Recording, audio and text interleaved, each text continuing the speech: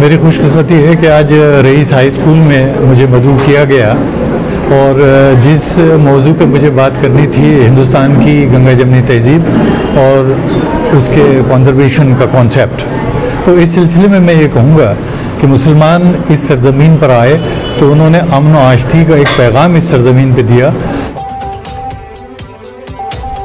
सवेरा news network को like करें, subscribe करें और बेल आइकन दबाना ना भूलें। तो उन्होंने अमन व आश्ती का एक पैगाम इस सरजमीन पे दिया और हम यहाँ रह रहे हैं। हमने कुछ ऐसी चीज़ें इस सरजमीन में बनाई हैं कि जो रहती दुनिया तक याद रहेंगी। इस्लामिक आर्किटेक्चर, इस्लामी कुइज़ीन, इस्लामी ओढ़ना पहनना और ज़बान। मैं ये चाहता हूँ कि ये बाकी रहे और यहाँ के मुल्कों को ये यकीन होता रहे कि ये तहज़ीब हमारे मुल्क में इंसानी भाईचारे के फ़रोग़ के लिए आई है और इसी से हिंदुस्तान के मुल्क में अमन व आश्ती रहेगी और ये भाईचारे की तरक्की करेगी। यही हमारी कामयाबी का राज है और यही हमारे कोएग्जिस्टेंस का राज है।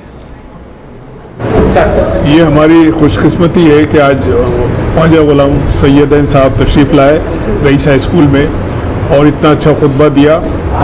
और हिंदुस्तान में जो हालात हैं मौजूदा, उसमें जो डॉक्टर साहब ने एक बात कही कि हमें ये साबित करना चाहिए हमारे जो हम वतन हैं कि उनके लिए हम फ़ायदा मंद हैं। ये बहुत अहम बात उन्होंने आज के इस इजलास में कही और कहीं ना कहीं हमसे ये चूक हो रही है कि हम उस बात को साबित नहीं कर पा रहे हैं कि इस मुल्क के लिए, हमारे बिरादरान वतन के लिए हम फ़ायदेमंद हैं। इस बात को हमें वाज़े तौर पर साबित करने की ज़रूरत है ताकि इस मुल्क का जो माहौल है और ये टेम्प्रेरी फेज़ है, ये भी मैं समझता हूँ कि टेम्प्रेरी फेज़ है, इंशाअल्लाह ये ख़त्म हो जाएगा।